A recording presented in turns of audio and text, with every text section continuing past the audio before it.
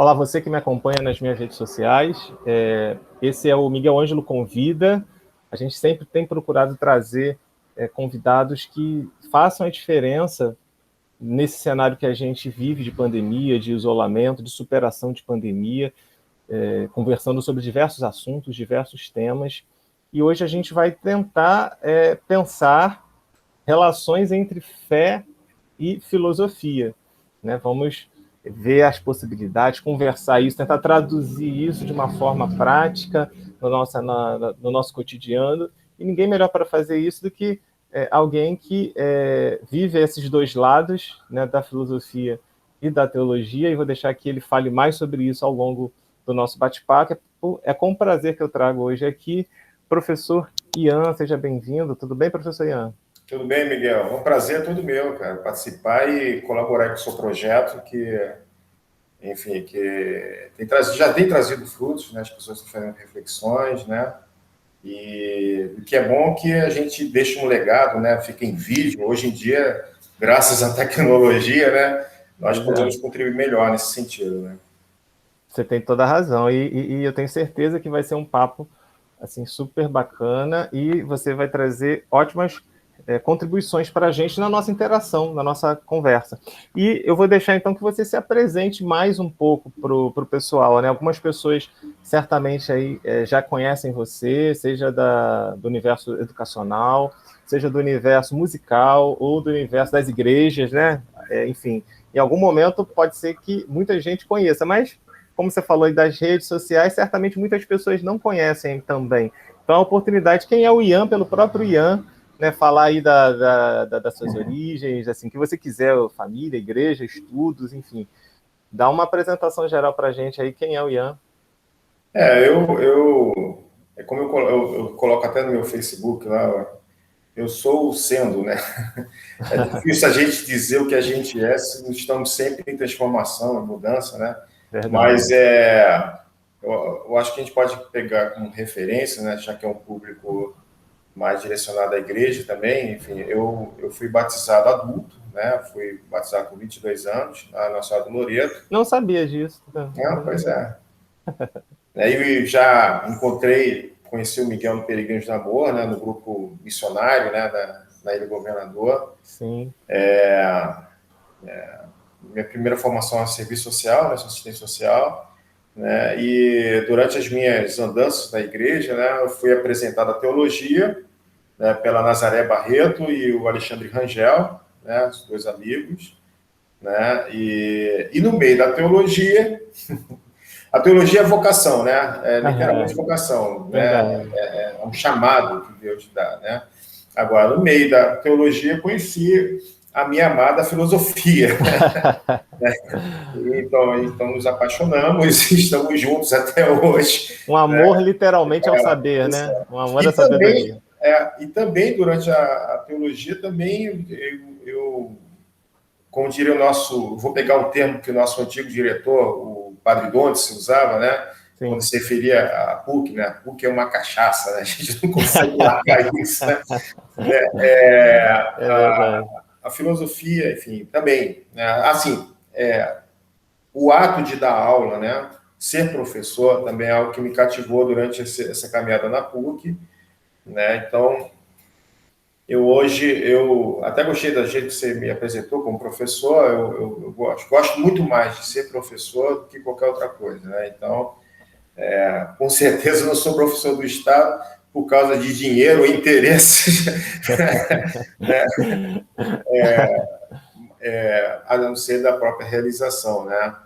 Então, inclusive, entrei no Estado graças a você, Miguel, que me alertou, vai ter concurso, não sei o que lá, opa, vamos lá. Tá, legal, saber disso. É mesmo, a gente está sempre em contato, né, divulgando as coisas. Você e a Luciene, foram duas pessoas que me alertaram sobre, enfim. E estamos juntos aí, né? Você colocou aí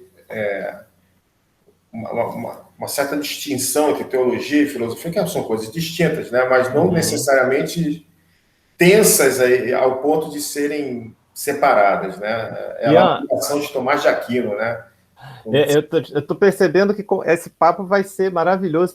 Já vi muita coisa aqui para a gente ir destrinchando, só que eu vou exercer aqui a curiosidade do papel aqui do público que está aqui vendo e talvez possa se interessar. Você falou que foi batizado a partir dos 22 anos. Isso. Antes, você fez assistência social antes? Como é que era o Ian antes, em termos de visão de profissão, de vida? Se você tinha uma outra religião, ou era indiferente para você? Como é que chegou essa realidade da religião na vida do Ian, a ponto de ele querer, aos 22 anos, né? Porque com 22 anos você já é adulto, você tem aí uma opção mais madura, vamos dizer assim, por esse caminho, né? Do que alguém que é criança, ou alguém que é adolescente. Fala um pouquinho aí desse 0 até os 22 anos, assim, de uma forma geral, para a gente entender melhor. Pô, nem Jesus tem isso na Bíblia, pô, a infância de Jesus, né? Tudo bem, vamos lá. É verdade. Mas vamos lá. Eu acho, Miguel, eu acho que dificilmente nós deixamos de ser o que nós já somos, né? Alguns acidentes acontecem, tal, mas essencialmente eu sempre tive uma inclinação mais humanitária, né? A minha família não era de igreja, meu pai não frequentava, minha mãe não frequentava a igreja, apesar de serem pessoas de fé, né? Como a maioria dos brasileiros, né? O brasileiro, em geral, tem fé em Deus, enfim, mas não tem um laço mais estreito com uma instituição aqui ou acolá, né? Então, e aí envolve também todo um sincretismo, né? Tinha um pouco de espiritismo, tinha um pouco enfim, de ateísmo, tem um pouco de tudo, né? Era meio uma salada, né? Uma mistura.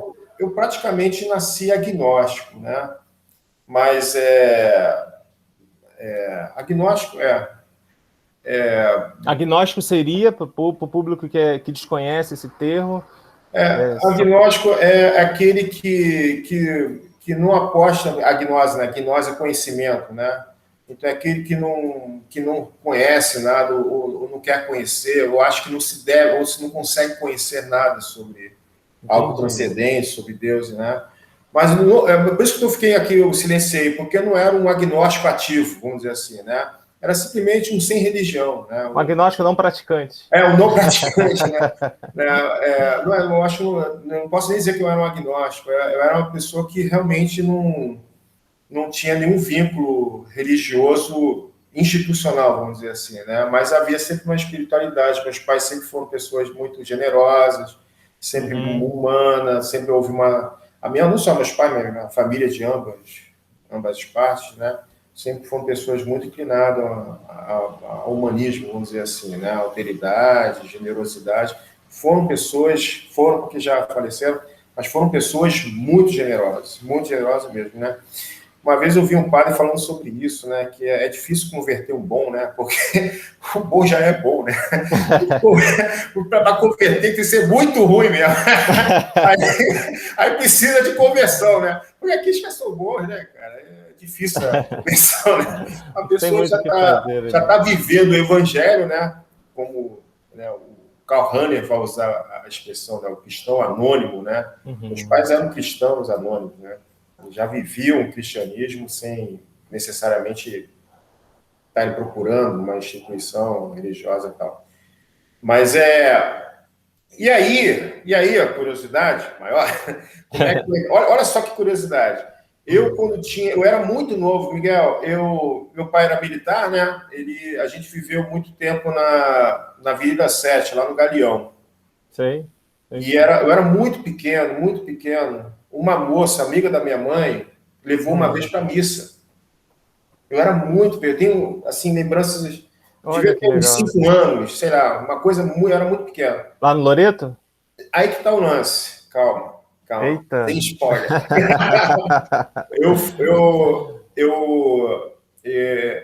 Eu me lembro de algumas coisas curiosas. Por exemplo, devia ser missa das crianças, porque o folheto era colorido. O domingo. Chamou atenção aquele folheto colorido. E eu me lembro muito claramente, na hora da comunhão, não sei porque sempre foi minha, eu olhei assim, o que é aquilo ali que eles estão comendo, né? Aí ela meio que explicou, é um pãozinho e tal. Pô, eu também quero. Eu também quero esse pão, né?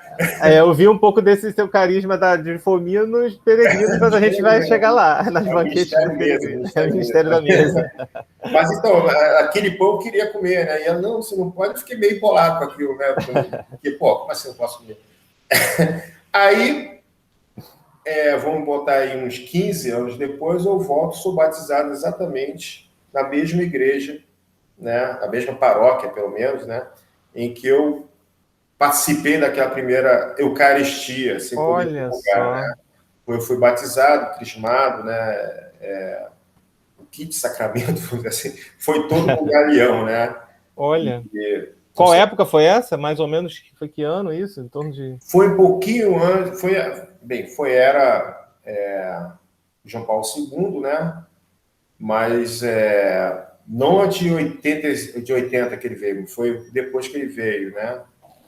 Eu já estava batizado. Foi 90 e pouco. 96, 97 que eu fui batizado. Foi 26 de outubro de 96. Olha, 26 de outubro de 96. Uma perto aí daquele trio do milênio, né? Que teve um período de 97, 98, 99. Exatamente nesse clima todo que eu... E eu entrei assim, eu voltei à vila, né, adulto, né? E um amigo meu, os amigos ficaram assim, você não é batizado? Como assim? Né? Me chamavam de pagão. Eu disse, gente, eu não estou pagando nada, não estou devendo nada, não sou pagão não. Tá?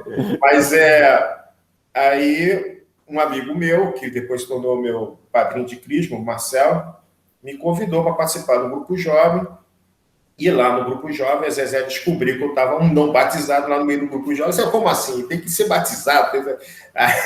Aí eu participei da crisma, né? Você já conseguia, naquele tempo, já perceber você estava lá entrando, mas você começou a entender o significado desses sacramentos, assim, a importância, ou foi mais, você estava indo assim, devagar, ou já era uma coisa mais... Boa pergunta. Eu, na verdade, durante eu estudei no Braga, e tinha um capelão, o Padre Nelson, ele me irritava, ele me perturbava, porque eu ia participar para perguntar para ele, para perturbá-lo, né? Porque tudo que ele falava fazia sentido, né? E eu ficava irritado, que eu saía de lá sem conseguir perguntar nada, porque tinha nexo, tinha uma lógica ali, né? Legal. E eu voltei à igreja com essa mesma intenção, mesma intenção. Eu vou lá perguntar, afinal de contas, quem é Jesus Cristo, que história é essa, né? Não foi nada de amor nem dor, não. Foi de uma postura até filosófica, vamos dizer, teológica, né? Uhum. E aí aconteceu o mesmo fenômeno, né? Porque eu me lembro que o que permitiu a minha conversão, é estar aberto. Eu me lembro muito bem que eu botei isso um dispositivo mental, vamos dizer assim. Eu falei assim para mim mesmo, eu vou partir do pressuposto que tudo que será dito aqui seja uma verdade. Pronto, foi suficiente. Né? Porque tudo teve verdade, tudo teve nexo, e eu não consegui, mais uma vez, refutar. E, obviamente, não veio só pela razão, veio pela emoção, veio pelos sentimentos, né? Aí a cura, né? Deus vai tocando, né? E todo o processo, né? Foi bem vivenciado, né? E foi bem gostoso, né? Ao ponto que eu cheguei até a pensar em ser padre na época, né? Depois, logo em seguida, né? Eu cheguei a entrar no GVA, né? Grupo Vocacional de Adulto, né? Eu me lembro desse tempo aí. Você também participou, né? Foi. Só que não foi uma experiência muito boa, né? Então eu resolvi, eu não tinha muita certeza daquilo, então eu resolvi seguir o caminho, né? Uhum. E uma das crises, eu nunca peço nada a Deus. Raramente peço uma coisa a Deus, né? Geralmente quando peço é para os outros. Só uma pessoa que fica orando por mim, Deus, eu fiz. Não tem nada disso. Né? Eu acredito e, enfim, se tiver que alguma coisa, ele vai providenciar. Né? Entendi. Aí teve um momento, Miguel, que eu perguntei assim, Deus, olha, eu quero tomar o norte da minha vida. Já tinha feito serviço social, tal, mas não é uma profissão que estava me agradando muito. Isso foi antes dos 22, né? Não, o serviço social foi depois. Foi depois de 22 anos? Foi durante. Durante o processo. E aí eu pedi, o que vier eu vou pegar. Aí pronto, 3 dias depois, parece coisa de veio o convite lá da teologia, aí eu segui o rumo da teologia e depois a filosofia também. Vamos lá, vamos avançar que está muito legal. Beleza. Você então, aí, até os 22 anos, contou seu processo de experiência de fé, a inserção na comunidade e tal. Aquela moça que te levou quando você era pequeno, você manteve Nunca contato? Nunca mais. mais viu? A Cíntia é o nome dela. Nunca mais eu tive contato. E, Agora deve estar bem mais velho que eu, né? Porque ela era jovem, uns 20 e poucos anos, eu tinha 5 anos por aí. beleza. Aí você entrou naquele tempo ali de questionamento do padre, de inserção maior dos sacramentos. Você já tocava violão, já tinha música ali? Bem, violão eu aprendi antes de tudo, né? Ah, é? Eu aprendi adolescente, né? Eu vi um amigo tocando muito mal, porcamente, Led Zeppelin, Que mas ele não nos tocou. escute, né? Ou nos escute, né? Não, mas é verdade. Ele sabe Ele disso. sabe disso, né? Ele estava começando também. E ele estava tocando Led Zeppelin, Stairway to Heaven, né? Clássica. De um jeito bem devagar, lento. Aí eu sempre fui apaixonado por Led Zeppelin, para mim é o meu conjunto preferido. E aí eu quero aprender isso. Aí eu peguei, pedi um violão tal, e fui autodidata, né? A gente pegava aquela revistinha e tal. Hoje em dia, pela internet, você pode se aprimorar um pouco mais, em termos de técnica e teoria, né? Uhum. Mas nunca tive professor, não. Sempre... E violão sempre foi uma paixão, né? Eu dormia com violão. Né? Quem quer aprender o instrumento tem que fazer isso, tem que dormir com o instrumento. Calo no dedo, né? Desses que ficam. Vai ao banheiro, faz tudo. Tudo com violão. Sai na rua com violão. O violão tem essa vantagem, né? Você pode carregar para tudo que é lugar. Né? E aí, na igreja, logo, o filho da Zezé, o Alex, né? Ele morava na vila também, e ele descia da vila e ficava assim, eu botava Led Zeppelin altão, né? Botava rock and roll, Black Sabbath, Iron Maiden. Aí, ao ponto de chegar e incomodar o grupo de oração Amigos de Cristo. Então, aí, quando houve a conversão e tal, o pessoal do graças a Deus, pelo menos ele vai parar de perturbar o grupo, né? Milagre. Vou trazer ele para cá. Matamos 2 coelhos com uma cajadada só. Aí eu comecei a tocar lá no Amigo de Cristo, fui convidado pelo Alex, né? Eu também, antes de converter, eu também dava aula particular, cheguei a dar aula de matemática para ele, né? E aí já estava meio que encaminhado, né? Aí me carregou lá e aí pronto. E aí, então foi do Amigos de Cristo que você conheceu Peregrinos? Eu te conheci particularmente, pelo que eu me lembro, não foi em assim, eventos interparoquiais, que tinham muitos, né? Era Encontro FM, sei lá, Entenda, mas não foi aí. Eu te conheci, se eu não me lembro, se eu não me falha a memória, no Peregrinos do Amor, né? Sim. Foi um tempo que eu te via lá, mais ativo, todos os sábados eu ia também, te via lá. Uma das coisas que eu admirava, o teu bom humor, você sempre tem umas sacadas assim, de bom humor, que é uma coisa tua, que a gente sempre ria pra caramba. E era legal aquele tempo. Então, fala um pouquinho do Peregrinos assim na sua vida. Como é que chegou o Peregrinos? O primeiro eu entrei no Amigos de Cristo. Né? Amigos de Cristo. Que ainda existe até hoje, né? Terça-feira à noite. Ainda existe. Eu acho que, se não me engano, ele é terça-feira à noite lá no Mas eu conheci o Jefferson lá no shopping. Cheguei a trabalhar no shopping. Conheço o Jefferson. E a aproximação do Jefferson e dentro dos eventos da igreja, o Jefferson também estava em processo de conversão ainda na época, né? Apesar de estar há mais tempo do que eu. E naqueles entendas, naqueles eventos que sempre, né, eu encontrava muito o Jefferson, né? E o Jefferson me convidou para Amigos de Cristo, o Peregrinos do Amor, e eu passei a participar do Peregrinos do Amor, né? E me identifiquei com o trabalho, né? Porque é um trabalho dinâmico, né? E cheguei a um bom tempo, cheguei a participar de 2 grupos, né? Tanto Amigos de Cristo quanto Peregrinos. Né? E depois eu fiz a escolha de ficar só com os Peregrinos mesmo. Foi nesse tempo que você, então, foi desenvolvendo mais você usava uma música mais roqueira, né? E aí você foi conhecendo um repertório, vamos dizer assim, mais religioso, mais de missa, de oração, não é isso? E você usou também mais para frente, quando a gente chegar no momento da PUC, eu vi, assim, você era bem ativo também lá em eventos internos da PUC, em missas, né, em eventos. Até hoje o pessoal me chama, né? Vai tocar, não sei o que. Tá bom, eu vou lá, mas passei esse bastão, né? Tem muita gente lá, enfim. Mas, sim, o Ministério de Música foi comigo para qualquer lugar. É uma maneira de retribuir, até na PUC foi uma maneira de retribuir a oportunidade de ter estudado lá, né? Que a gente tinha bolsa, né?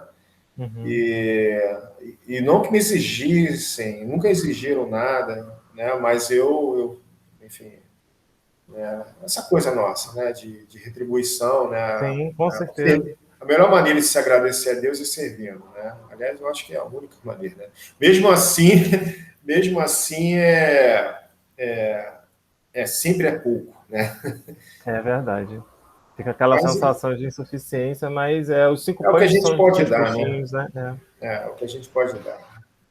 Poxa, Mas o fala. violão, até hoje eu toco na missa, na São José Operário, faço parte lá da Guarda São José Operário. Entrei na São José pelos peregrinos, né? Teve uma época que a igreja teve que se vincular a uma paróquia, não tinha vínculo paroquial, aí se vinculou a São José Operário, e de lá já estou há um bom tempo na São José Operário, participando até de outras pastorais, né?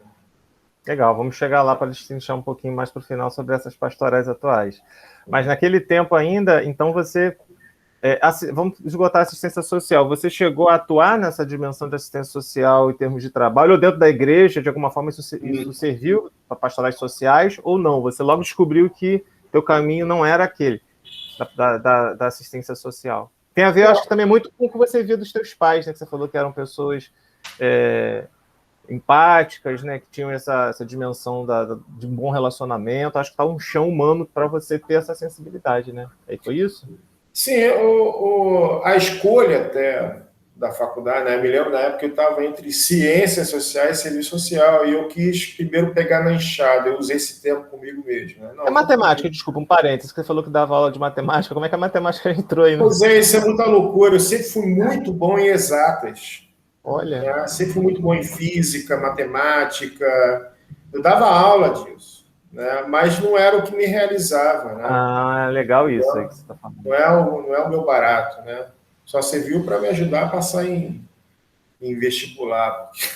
Você tem uma inclinação da dimensão social e sendo bom exatas, é um pacote perfeito. Pois é. Mas, inclusive, até os meus irmãos, eles seguiram os dois são engenheiros, né? Legal. Mas eu não é o meu barato. Apesar de gostar de matemática, gosto de matemática, mas por estudar, por fazer. Não Eu como me uma interesso realização, da né? física Pessoal. também, entendeu? Física quântica, de vez em quando estou aqui assistindo vídeos de física quântica no YouTube, né? Muito legal, hein? Mas não é o meu barato. Então, eu escolhi serviço social porque eu queria primeiro pegar na enxada, né? Assim, pegar Agora, é uma profissão linda, é uma profissão que me realizaria também, só que realmente são dimensões meio complicadas, né? Difíceis de ser um assistente social, né? No sentido de oportunidades mesmo, que você diz, ou da execução do trabalho? Não. A execução é difícil por ser uma profissão que vai estar sempre em vanguarda, né? Um bom assistente social é aquele que está na frente mesmo, que está se estudando, está se aprimorando e tal. Uhum. Mas em termos de oportunidade de trabalho, na época estava muito difícil. Ainda hoje eu acho que é assim, né? Ou não? Eu fiz até alguns concursos, porque assim, o maior empregador do assistente social é o Estado, né? Era, na época, então, o Estado. Eu fazia um concurso, passava em quinto lugar, mas não entrava. Era uma coisa difícil. Então, de uma certa forma, você tinha que seguir uma carreira, fazer mestrado, doutorado. E na época que eu fiz serviço social, fiz na UF, né, Niterói. Sei. E a minha turma foi uma turma que mudou a escola de serviço social lá em termos políticos, né? Como assim? porque tem um pessoal mais conservador que estava querendo tomar conta da direção. A gente fez uma manifestação tão forte, que o candidato único não conseguiu se eleger. Nossa. E aí, é claro, mas deram um golpe na gente, porque colocaram esse cara como o coordenador da pós-graduação. Ou seja, todo mundo que foi contra ele não conseguiu fazer mais nada. Daí vida acadêmica. Aí teve a galera que foi fazer mestrado, mas não é FRJ, outro foi fazer, entendeu? Teve que se expandir e tal. E aí, eu não tive interesse, não. Eu tentei, né, evitar aquilo. Mas hoje em dia estou muito bem como professor. É realmente que se fosse fazer alguma coisa de serviço social, eu daria aula de serviço social, mas não, entendeu? Você faria, então, possivelmente, se fosse o caso, um mestrado em futuro em assistente social para dar aula? Pode ser, eu acho interessante. Você conhecia o Celinho nessa época já? Celinho, não. personagem que eu fui um dos incentivadores do Celinho fazer serviço social. Ah, não sabia, tá vendo? Fui um dos incentivadores, né? Ele não tinha serviço social ainda, se achava até meio velho para que não, amigo, vai lá, vamos estudar, vamos meter as caras. Celinho vai ser um outro personagem que a gente está, em breve, vamos trazer aqui também nas redes. Ele tem muita história, né? E até nesse trabalho seu de resgate da igreja, né, de como nós vivíamos um pathos, né, um sentimento aqui na Ilha Governador, né, que foi se perdendo aos poucos, né, de camaradagem, de eventos, né? A gente vivia, tinha uma paróquia da Ilha do Governador, né, vamos dizer assim, né? Inclusive, era até o pessoal reclamava, vocês não saem da ilha, e a gente reclamava, mas vocês não entram na ilha, né? Então, mas acontecia muita coisa aqui na ilha, né? Verdade. E agora com a pandemia, aí que o negócio ficou meio arrefeceu um pouco, mas temos na memória, né, um sentimento que, né, um espectro, né, de que é possível uma comunidade agir de uma forma, né, fervorosa e atuante. Né? É exatamente isso que você falava. A minha sensação era de que a gente estava conectado, você era São Operário, a Loreto, Ajuda, São Sebastião, Sagrada Família, mas não tinha muito que divisões assim, nesse sentido. Era um corpo ali de pessoas que se conheciam, serviam, cresciam juntas, né? Exato. Eu acho que essa pandemia veio também reforçar algumas cisões, mas, por outro lado, é uma oportunidade da gente buscar resgatar isso de alguma forma. E esse espaço aqui é justamente essa proposta da gente buscar esses elementos que nos fortaleceram enquanto seres humanos, enquanto pessoas de fé, pessoas profissionais, e pensar um amanhã a partir disso, né? Quem sabe a partir dessas ações a gente não consiga resgatar algumas coisas, adaptando-as para hoje, né? Enfim, vamos pensar aí. Mas assim, você então falou da assistência social, e aí você estava na PUC, teologia, filosofia, e aí professor do Estado. Vamos tentar... E como é que é essa questão... Aí você, lá na tua infância, você falava do teu processo de agnosticismo, e aí depois não, da questão da fé entrando, uma adesão da fé, e no Ian já maduro, né, já homem, já numa outra etapa da vida, agora acadêmico, de filosofia, de teologia, como é que você enxerga essas relações, ou como não enxerga, ou existe ou não relações, como é que você vê isso no dia a dia, você olha para a sociedade, como é que isso aparece para você, como é que você trabalha essas questões dentro de sala, enfim. Fala um pouco sobre isso que você estava falando no início, né? As tensões ou não tensões de filosofia e teologia. Então, eu acredito, Miguel, que nós temos cada um ser humano, primeiro que é singular, né? Não há uma repetição. Né? Se há um Miguel, um fenômeno... Não o Ronaldinho, né? Explica pra não. Um fenômeno chamado Miguel, né? Um ser chamado Miguel, ele é irrepetível. Jamais já haverá um outro no cosmos, na história do cosmos todo, um outro Miguel. Então, cada um tem sua particularidade, singularidade, seu valor. Né? Eu acho que isso são princípios cristãos até. Né? Quando a gente diz, Jesus morreu por você, não, por você no singular. Né? E quando ele diz que eu vim para que todos tenham vida em abundância, né? Para que cada um seja você próprio em abundância, né? Você quer que seja um Miguel em abundância, quer que seja um Ian em abundância. Agora, o que acontece no meio do caminho faz parte, né? E que você procure ser o que você é em abundância. Então, assim, eu me lembro da minha tia comentando sobre mim, quando eu era pequeno, muito pequeno, ela olhava assim e me achava meio estranho, porque eu parava no meio-fio da rua e ficava parado, sentado e pensando, né? Eu me lembro de algumas coisas que eu pensava, assim, eu pensava já sobre o mundo, enfim. Uma criança era... Então, assim, de uma certa forma... Não era muito comum isso, né? Eu já era filósofo, de uma certa Sim. forma, entendeu? Eu gostava, sempre gostei daquilo e eu gosto daquilo, né? Eu gosto de estar pensando, de estar conversando com as pessoas, aprendendo. Eu acho que é por isso que esse professor me realiza, porque eu estou sempre aprendendo, né? Os estudantes estão sempre me ensinando, né? Aprender a ensinar também me faz aprender, né? Enfim. Então, o pensamento, se é para me identificar, dizer que como é que você é o Ian em abundância, é o Ian que está sempre pensando, né? Eu gosto disso, né? Uhum. Isso não me faz especial, nem melhor que ninguém, e nem mais inteligente, pelo contrário, né?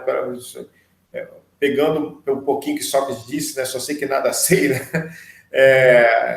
É o gosto mesmo de saber que você não sabe, que você tem que saber mais ainda mesmo, tem que aprender e tal. Isso aí Mais humano, né? Você está exercendo. Todos os humanos têm essa capacidade, né? Bom, rapaz, eu também acho isso. Eu acho que todo ser humano tem essa capacidade, né? Eu acho que todo ser humano é filósofo, de uma certa forma, é filósofo. Agora, a filosofia, ela é uma aposta política, no sentido, não da política com P minúsculo, a política no sentido, vou contribuir com a sociedade, com o meu pensamento, né? Com o que eu penso, né? O que eu posso dizer, ou ajudar os outros a pensarem também, né? Está para além de um partidarismo, né? Não, ninguém está se falando de uma nem política com P maiúscula, né? P Do bem da maiúsculo. polis, do Nesse Estado, sentido. do grupo. Porque isso que você falou, achei interessante, porque como todos nós temos a capacidade de pensar e estar sempre pensando, aqueles que tomam uma decisão política de não pensar, que é uma decisão, ao meu ver, negativa, ela acaba sucumbindo a uma grande pressão para si só. Porque ela, assim, ó, eu não querer pensar é uma coisa muito difícil. É muito mais difícil você não querer pensar do que você pensar, né? É muito mais libertador você pensar do que você ser um conservador. Não acredito nisso aqui, pronto, parou. Não quero mais pensar sobre isso, né? Isso exige algo, só que é muito mais negativo, muito mais oprimido, sabe, opressor, né? Eu tenho uma amiga minha, não vou dizer o nome dela, que você conhece, depois eu te falo. Ela falou assim: Ian, eu não quero fazer teologia porque eu tenho medo de perder a fé. Aí eu falei assim: olha, então você me desculpa, mas sua fé é uma fé rasa, né? Eu não falei isso, eu usei um termo mais chulo, mas enfim, hoje está gravando aqui. Porque, poxa, se você tem medo de perder a fé, é porque ela já não está valendo mais nada, né? E ela ficou calada e não quis ir adiante, né? Então, assim, é muito mais eu penso assim, é muito mais difícil você manter uma postura conservadora nesse sentido, de um saber, do que você expandir o seu saber, né? Sim. Porque a teologia nem a filosofia estão aí para destruir a sua fé, pelo contrário, para dar mais vigor, para dar uma coisa mais plausível até, né?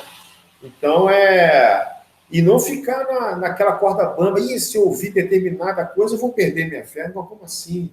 Né? Então, ao meu ver, Miguel, eu acho que todo mundo tem essa propensão filosófica de pensar, né? Mas algumas pessoas tomam uma atitude, a meu ver, negativa, de não apostar em saber mais, né? A educação é libertadora nesse sentido, porque quanto mais você aprende, quanto mais você quer aprender, né? O querer aprender, ou seja, você toma uma postura política de querer saber, isso faz o bem para si e para outro, né? Você sai da caverna, né? Vamos usar aqui o Platão, né? Saindo da caverna, você volta lá para a caverna. Aí, galera, não é nada disso, não. Vamos embora lá, vamos sair disso aqui, cara. Vocês estão vivendo uma alienação que não tem nada a ver, né? Então, eu concordo contigo. Eu acho que todo mundo, todo ser humano, né, tem uma propensão filosófica que é natural, é essencial ao ser humano, né?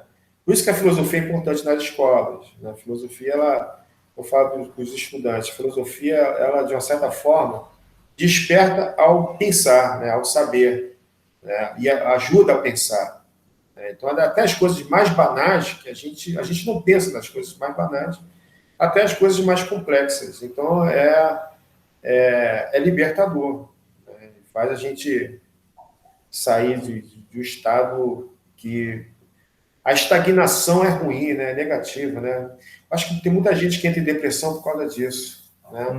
Se observar, a depressão é uma doença, enfim, mas as pessoas, elas ficam estagnadas e não conseguem sair daquilo ali. Ou seja, se realmente estagnar fosse bom, depressão seria uma coisa boa. Verdade. Mas não, a pessoa fica ali, ela sabe que aquilo faz mal e não consegue sair, precisa de ajuda, né? Uma ajuda externa e tal, né? De profissionais, enfim. Mas é uma coisa que não é da natureza humana. O ser humano não nasceu para ficar estagnado, mas para expandir, né? Para ser, enfim. Heraclítico, né? Completamente. Eu sou completamente essa coisa. Heraclítico Bem da Heráclito mesmo. transformação, né? Tudo está sempre em mudança e está em movimento, né? Nós temos essas duas dimensões, né? Caótica, né? Eu já disse isso lá na teologia, mas eu acho que fui mal interpretado algumas vezes, porque para mim Deus é puro caos, né? Mas o caos não é essa desordem negativa, né? O caos é uma eterna dinâmica, uma eterna mudança, né? Deus nunca... Se você disser em algum momento que Deus é uma coisa estagnada, ele já deixou de ser Deus, né? Porque, né, ele já passa a ser um objeto, um ser que não tem esse dinamismo, né? Caos, para mim, é dinâmica, nesse sentido. A ideia de dinamismo. Né? E nós temos essa dimensão de caos, que para mim é positiva, é belo até. Eu vejo esteticamente como beleza. Caos, nesse sentido, para mim, é bonito. Mas também nós temos nós não somos Deus, né? Nós temos nossas limitações, né? Nós precisamos de chão. Então, nós temos essas duas dimensões, né? A dimensão caótica e a dimensão vou chamar de chão, né? Que você para, em algum momento você tem que parar, olhar para o lado, o que está acontecendo, fazer a sua reflexão para entrar no caos de novo, para você mudar e aí parar. Ou seja, agora, são dimensões que estão integradas. Perfeito. Né? Elas não são separadas. Né? O problema é que quando você dá mais ênfase a uma dimensão, você sente falta da outra. Né? Então, se você ficar apenas no chão, não querer mudar, o caos vai te incomodar ali, vai a tal ponto que você vai sentir, você pode se deprimir, né? Você pode procurar até a morte, né? Porque não tem nada mais estável do que a morte, né? O contrário da vida, uma vida que é uma vida dinâmica, né? Então é complicada, né? Algumas pessoas precisam de orientação mesmo profissional para que tenha o equilíbrio nessas dimensões, que ela possa viver bem, né? Agora, essencialmente, né, da pessoa, o que ela tem ali, ela tem que permitir que esse caos, essa dinâmica funcione dentro dela. Porque Jesus nos disse isso, eu vim para que todos tenham vida e vida em abundância. Ou seja, não é uma vida qualquer. Só a vida, ou seja, eu vim para que Miguel seja Miguel em abundância. Né? Plenitude, Como é que você vai ser Miguel em abundância? Sendo Miguel. Então, se você estagnar no Miguel, parar ali, como é que você vai ser? Se você não vai ser feliz, né? Afinal de contas, é o que a gente quer, né? Se realizar e ser feliz. Né? É isso. É por isso que você falou no começo a questão do sendo, quando eu te perguntei quem é o Ian, você já fez esse link que é difícil definir, porque você está em construção, está sendo, né, nesse momento. Você não está fechado, você não está acabado, né? Está em processo. Esse é o barato da coisa, né? Você ser sendo, né? Você sabe que tem alguma coisa em você que é potencial, né? E aquilo e aquilo vai te transformando, você vai se conhecendo mais, né? E à medida que você vai conhecendo, também você vai existindo. A sua existência passa a ter mais valor. A sua existência passa a ter mais significado para você, né? Então, aí você passa a contagiar também quem está à sua volta, a procurar a mesma coisa, né? Eu acho que isso é bacana nesse sentido. Para mim, isso é cristianismo. Pô, é muito incrível assim as relações que você está fazendo, está trazendo para a gente, né, da teologia, da filosofia, do cristianismo, nessa dinâmica do caos e da ordem, né, do estabelecido e da transformação. Mas nessa reta final agora aqui do nosso bate-papo, que está super interessante, já passou, já faltam uns 10 minutos aí finais.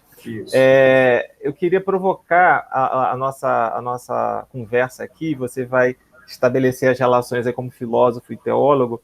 Vamos trazer, a gente está em cheio aí num cenário de pandemia, né? A gente falou aí do caos, você falou das certezas, das incertezas, citou exemplos aí de depressão, de suicídio. E aí, eu pensando aqui do meu lado, né, com certeza isso que você falou encontra uma aplicabilidade de exemplos fartos, né, no contexto que a gente vive atual, né? Que foi talvez um start para ampliar outros problemas, outras questões que já vivíamos e já enfrentávamos, mas que nesses 2 últimos anos foram potencializados, né, esse boom, né, de problemas e situações, de possibilidades também, porque no caos se esconde a possibilidade também, e aí ajuda a gente a pensar um pouquinho nesse cenário, vendo filosofia, vendo teologia, nesse contexto que a gente está vivendo, principalmente nesses 2 últimos anos, né? O que a gente pode enxergar, pensar, né? Um pensamento aí potente ou provocador nesse cenário, e vinculando filosofia e teologia. E também um para frente nisso tudo, né? Você consegue enxergar um para frente nisso, estamos fadados a não ter, vai ser uma década perdida, não vai ser, há possibilidades aí. Traz para a gente o que você pensa sobre. Bem, essa é uma pergunta cruel, porque teria que ter mais umas 4 horas para responder isso. Deixa só a gente com um gostinho que a gente faz uns próximos mais para frente, a gente beleza. traz. Bem, primeiro, Miguel, eu acho mais correto a gente usar o termo sindemia, né? O que é sindemia, né? Ao invés de usar pandemia, né? A sindemia, o sim, né, o prefixo sim, é aquilo que traz uma união entre fatores ou coisas. Né? É o simbolismo, é a mesma raiz do símbolo. Do simbolismo, da síntese. O que é uma síntese? É a junção de 2 teses, a tese e a antitese, aí você sai uma síntese, né? Ou seja, é o que vai trazer, o que vai unir pontos diferentes. Né? Então, a sindemia são a união de pontos edêmicos, ou seja, de algo que precisa de uma certa terapia, vamos dizer assim, né? Então, assim, tem a pandemia, que é essa doença, o PAN, ou seja, para todos, né? Isso faz parte da sindemia. Mas se a gente olhar a pandemia apenas pela questão do vírus, a gente não vai ver de uma maneira mais holística, mais completa, né? A sindemia traz essa questão, que é trazer para a questão do coronavírus o próprio vírus, né, da pandemia, a potencialidade dele de se expandir, né? O grande problema do coronavírus é essa nova cepa aí indiana, né? Nova não, já tem um tempo, né? Ela tem uma potencialidade maior ainda de se passar, né? Agora, traz também outras endemias, vamos dizer assim, né? A questão da pobreza, a questão enfim, da questão sanitária, a questão de tratamento com água, esgoto, a questão da vacina, a questão ai, meu Deus, fugiu agora. Enfim, da possibilidade de tratamento médico, né? Da SUS, aqui no nosso caso, né? Então, assim, igualdade. Então, quando a gente fala sindemia, a gente está colocando tudo isso. Entendi. Nosso problema não é só o vírus, nós temos um problema que é maior, né? Que permite que esse vírus ainda continue, né? Então, assim, nesse momento, é bom a gente ter esse conceito para a gente ver o que está acontecendo no mundo e no nosso país e ver o que, de fato, proporciona desculpa, perdão, a continuidade da sindemia, né, dessa situação que nós estamos vivendo, né? Bem, agora em relação ao que mudou, eu não sei, nós temos algumas questões que não estão sendo discutidas, né, por boa parte da mídia, né, e boa parte até das cabeças pensantes, né, até mesmo porque a maior parte dos pensamentos ocorre depois que as coisas acontecem, né, porque tem que ter um tempo de reflexão, né, mas em termos de comportamento, algumas coisas ficaram flagrantes, né? Por exemplo, quando a gente diz assim, a pessoa não está usando máscara, né? A gente, isso é um absurdo, como é que a pessoa não usa máscara, né? Agora, para você dizer isso, que é um absurdo, você tem que colocar aquela pessoa nas mesmas condições suas, né? Eu tive, por exemplo, uma experiência, eu tive Covid em fevereiro. Eu não sei como eu tive isso, eu acredito que foi pelos olhos. Você que usa óculos tem uma vantagem. É mesmo, não sabia disso. A Mônica, uma amiga nossa, a Mônica Campos, lá da Sei. ela falou que teve estudo, não sei, na Europa, uma coisa dessa, que as pessoas que usam óculos, o índice de pé é menos, menor do que... Né? Porque é o certo a gente usar aquela face shield, né? Mas a gente não usa, a gente usa só máscara não é o suficiente, né? E você sempre transitava com máscara, fazia os protocolos? Até hoje, ainda hoje. Pegou. Né? Mesmo assim peguei, né? E aí eu nem acreditei que eu tinha pego, né? Mas eu fui assintomático, né? Por acaso eu fiz o teste, ia fazer uma cirurgia e aí eu descobri que eu estava com Covid.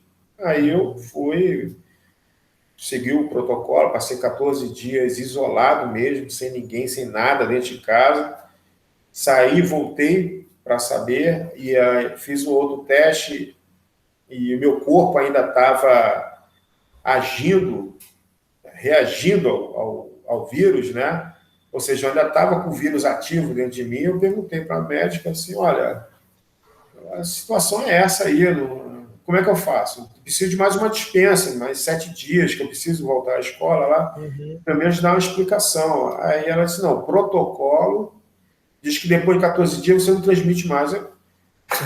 Como se o teu organismo está indo contrário ao protocolo? Não, eu fiquei assim, o protocolo é uma orientação, não é uma regra, uma lei. Entendeu? É porque é uma coisa nova. Mas trata de biologia, medicina, enfim. Aí eu fiquei com aquilo, eu, por minha conta, fiquei mais 7 dias em casa. Né? Eu expliquei, eu disse, olha, ou vocês me liberam, falei com a direção, ou eu vou aí e vocês vão correr o risco de pegar a Covid. Aliás, o pessoal no caminho, no percurso todo, né? Aí eu fiquei em casa e tal, sabe que não é necessário.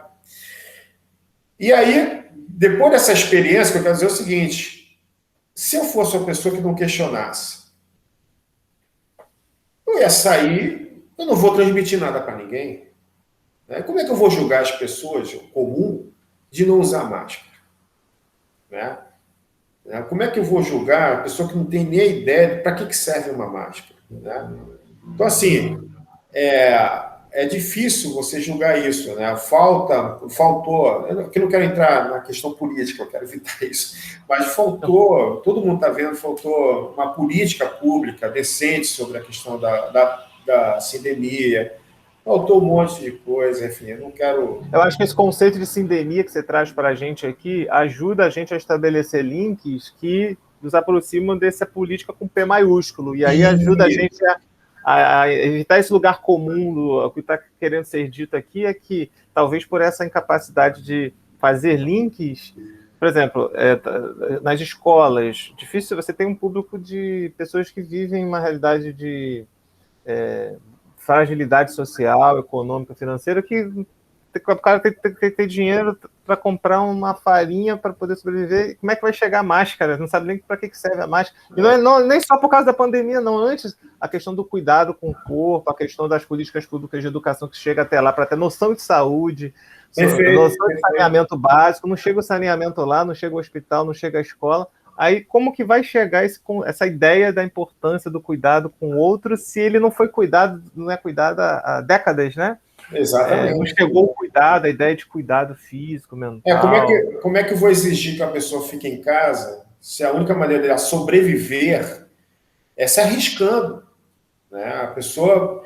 Tem gente que não pôde parar de trabalhar, não pôde parar de vender alguma coisa na rua, sabe? Ao ponto de, sabe, de pedir mesmo, de ser pedinte, né? Eu acho que é uma situação muito perversa essa que a gente está falando, porque expõe as pessoas ao risco, né, à morte, a um vírus letal, sendo que isso está acontecendo nessa dinâmica que você está falando aí, sindêmica, que evita pensar em outros links, né, outras possibilidades. Então, por isso que eu estou falando, sindêmica mesmo, porque envolve economia, né? O certo era bancar essas pessoas ficar em casa, o certo é dar condições. Agora, são condições, que eu quero dizer o seguinte, você já viu, percebeu bem o que é, ou seja, envolve política, economia, envolve tudo, né? Agora, são questões que estão afloradas, mas são pouco discutidas. Independente de quem seja o culpado. Agora, nesse exato momento, nós não estamos discutindo saúde pública. Está todo mundo, viva o SUS, realmente, viva o SUS.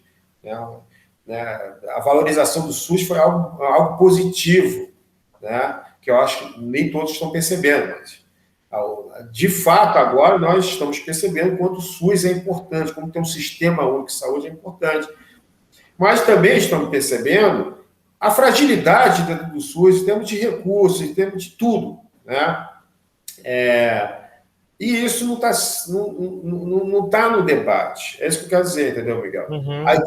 Que tipo de economia que nós estamos vivendo, isso não está em debate. Né? E eu acho que esse momento está mostrando que determinado rumo econômico, como, por exemplo, o neoliberalismo, é inviável. Na primeira crise como essa, os países capitalistas eles largaram mão do neoliberalismo e vamos lá, vamos investir no Estado, vamos investir em política pública, porque senão a galera vai morrer. Né? Então, assim, mas isso está sendo debatido, está sendo discutido lá. E a gente tem que trazer isso também para o Brasil. Né? Então, assim, tem situações da economia, da política. Agora, em termos de fé... Perfeito, em termos de teologia, como é que você faz esse link com a teologia dentro da sindemia? Isso, como é que a teologia aparece? Em termos de fé, eu vou pegar só 2 pontos que já está esgotando o nosso tempo. Eu vou pegar o ponto da nossa relação com o outro, da alteridade, né? Um verdadeiro cristão viveu todas as práticas de alteridade, de se portar com o outro. Eu, por exemplo, estou usando máscara, eu já fui vacinado, eu sei muito bem que eu não vou morrer disso, né? Mas eu tenho que usar máscara porque eu não quero matar ninguém, não quero jamais passar na minha cabeça saber que alguém pegou uma Covid porque eu sou transmissor, né? E eu provoquei isso, né? Ou seja, as pessoas podem até não ver isso, mas isso tem que estar presente. Um cristão tem que ter isso na cabeça, né? Eu vou evitar ao máximo que alguém possa ter, uma possibilidade de alguém morrer de Covid por causa da minha negligência, entendeu? E por último, a nossa visão, claro, além dessa questão política que como cristão nós devemos estar sempre atuantes, eu queria trazer aqui a relação com a natureza. A nossa relação com a natureza ainda é entendida de maneira muito equivocada e a humanidade vai ter que mudar isso. Tá? Talvez isso seja um tema para uma outra conversa. Como nós tratamos a natureza. Né? Essa relação de natureza como objeto de exploração, isso já era, isso não tem mais, isso não é mais sustentável. O conceito de sustentabilidade vem exatamente por aí. Não tem mais como se sustentar uma relação de natureza como objeto que nós podemos usar e usufruir, enfim, e fazer o que quiser. Nós temos que entrar na dinâmica que nós somos natureza. Nós não é que nós fazemos parte ali como irmãos. Não, nós somos de fato natureza. Então, à medida que nós estamos destruindo a natureza, ou seja, se nós somos natureza, é só fazer uma lógica simples. Nós estamos nos destruindo, ou seja, é uma atitude política social de autodestruição, é suicida. Né? Então, para nós pensarmos como comunidade, e o cristianismo entra aí com uma força discursiva em relação a isso, nós, para pensarmos como comunidade humana, nós temos que nos tratar, nós temos que nos cuidar. Né? E como é que nós nos cuidamos? Tratando da natureza como um todo, inclusive de nós mesmos. Né? Ao fazer um movimento contrário, nós estamos nos matando. E isso é importante porque as políticas que eu tenho observado, radicais, internacionais e nacionais, estão cada vez mais voltando a tendências eugenistas, tendências de, enfim, resumidamente, tendências de morte. Cultura da morte, né? Que é uma expressão que aparece muito, né? Isso. O fraco deve morrer. O vulnerável deve morrer. Entendeu? Isso por quê? Para sustentar uma maneira de viver da humanidade que é exploratória. Então, esse discurso exploratório tem que acabar.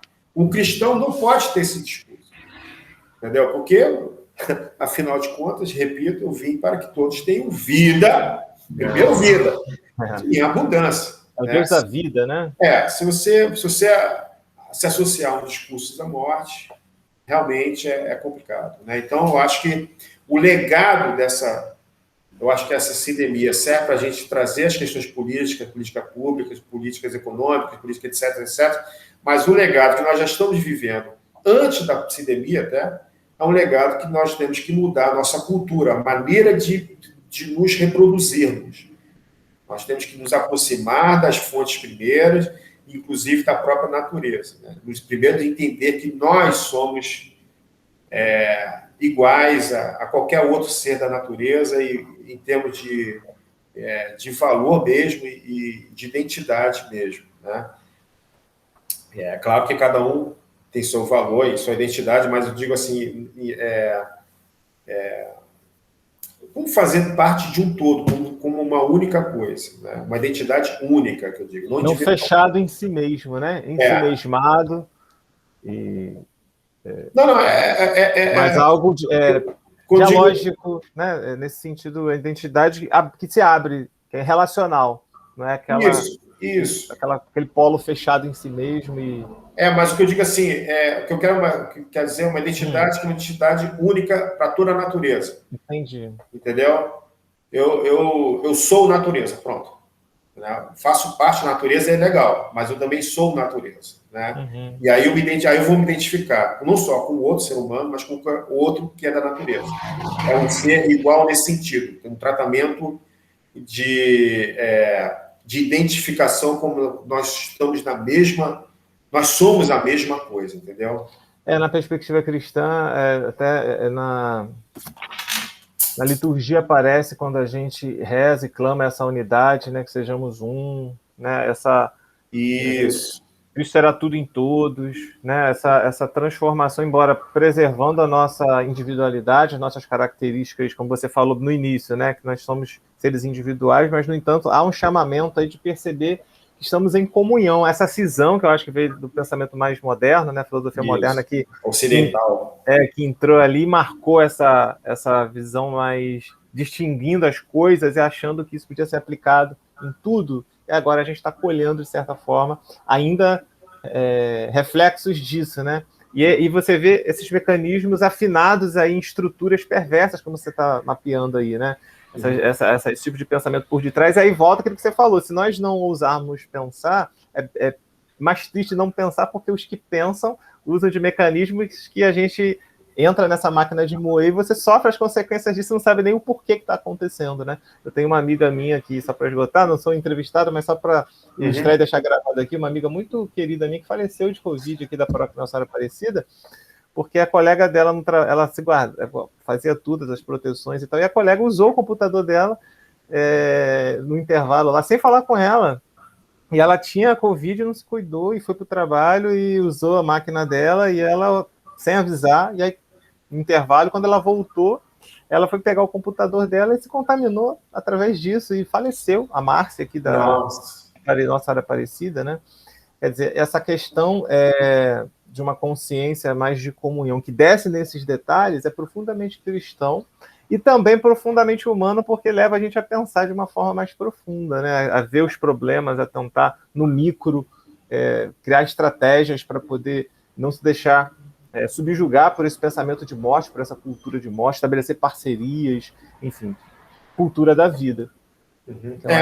Eu acho a questão da fé, Miguel, inclusive até as relações, né? Tem muitas relações que se afloraram, brigas dentro de casa, fora de casa, amigos, enfim. Pois é. Esse tipo de situação nos faz nos converter, né? De uma certa forma, a fazer uma reflexão profunda, né? Sobre os nossos comportamentos, nossa maneira, que é engraçado que não é uma provocação de nenhum filósofo. A natureza está nos provocando, né? Afinal de contas, quem são vocês aí? Que história é essa aí? Né? Já reparou que esse vírus só tem matado o ser humano, cara? Ou um bicho aqui, outro ali, mas quem está morrendo é a humanidade. É verdade. Né? Então, tu acha que o problema é com quem? Né? Então, essa é a questão. Né? Que a natureza está mostrando. A natureza, e a natureza, nós somos parte dela. Né? Ela se regula. Então, tem esse bicho aqui, tá indo além. Então, como é que é aí? Como é que vocês vão se relacionar com os irmãos, os outros irmãos? Né? E, só para terminar, em termos de... Não basta apenas o pensar sobre, nós temos que mudar a cultura. O que é cultura? A maneira que nós nos reproduzimos. Uhum. Né? Nós ainda nos reproduzimos muito pelo fetiche das coisas, do objeto, do consumo. Né? Esse tipo de cultura tem que mudar. Né? As tecnologias são bem-vindas, mas até o realizar da tecnologia tem que ser um realizar que tenha que venha de uma outra cultura, porque como está, sinceramente, todo mundo comprando celular só para botar a orelhinha no Instagram, no TikTok, pô, aí não dá, né? A gente tem que pensar que esse tipo de coisa está permitindo que outras coisas sejam perdidas, né? Então a gente tem que pensar como a gente vai... De repente, quando o vírus vê o TikTok, fala, dá mais motivo para o vírus querer exterminar os seres humanos. Vocês estão fazendo essas coisas. Não aguento mais TikTok. Não aguento mais, vamos exterminar essa raça porque já deu. Pô, olha aí fora, eu ponho flores, eu ponho passarinhos, eu ponho um monte de coisa bela, e você no TikTok, dá licença, vamos acabar com vocês. Pelo menos diminuir. Muito bom, muito bom. Mas é isso, Miguel. Olha, Ian, foi sensacional a nossa conversa, rendeu, eu acho que muita troca interessante para a gente, para o público que está aqui acompanhando a gente. E aí eu queria deixar com você agora uma mensagem final, alguma coisa, uma síntese, né? Falamos de síntese aí durante a entrevista. Sintetiza aí, em poucas palavras, um para frente, algo que, no meio desse cenário caótico, nos faça também entender que o caos nos coloca movimentando para a vida, algo assim que dê um pouco de esperança e que faça com que a gente se perceba também, o público imerso nessa natureza, que somos natureza, como você disse. Vamos lá, contigo. Rapaz, difícil. Eu gosto muito daquela passagem que Jesus fala que eu vim aqui botar pai contra filho, enfim. Eu acho que aquilo é uma atitude filosófica de Jesus. Trazer divisão, né? Tem uma passagem. Filho contra mãe. Ele relute, a mensagem que eu tenho deixado sobre o que a gente conversou, relute sempre contra a conformidade. Nunca se conforme com a conformidade.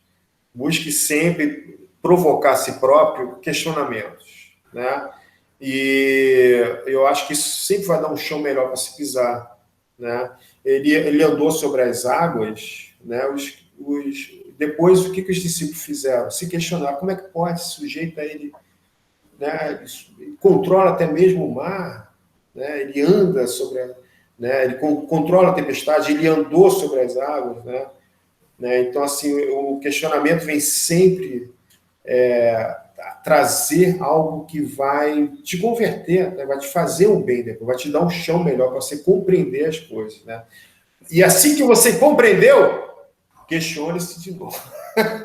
É isso, essa mensagem que eu quero deixar hoje. Porque o conhecimento não é estático, ele vai crescendo e a gente vai isso. Crescendo junto e proporcionando esse crescimento comum também nessa casa comum, né? Isso é fazer o bem. É fazer o bem para si e para o outro. Maravilha, Ian. Então a gente teve hoje aqui o professor Ian, filósofo, teólogo, assistente social e, acima de tudo, um pensador, né, uma pessoa de fé, que trouxe para a gente aqui pistas para que nós possamos aplicar no nosso dia a dia. Fica o convite aí você que está aí acompanhando esse canal, que você, a partir dessas reflexões, possa também ter um novo olhar sobre a realidade, agindo aí no seu micro, agindo na sua casa, na sua profissão, agindo na sua visão de mundo, e que juntos possamos ressignificar esse tempo complicado que vivemos, mas como pessoas de esperança, de fé e pessoas que transformam o amor em gestos concretos no dia a dia. A gente se encontra mais para frente, fiquem atentos aí às nossas redes sociais. Em breve, a gente divulga mais informações dos próximos entrevistados, das próximas ações que a gente vai estar fazendo por aqui. Mais uma vez, obrigado, Ian. Um abraço para Eu que você. agradeço pelo convite aí, e, enfim, que Deus nos ilumine. Amém a todos nós. Um abraço, Ian, abraço a todos. Até a próxima, se Deus quiser. Até a próxima.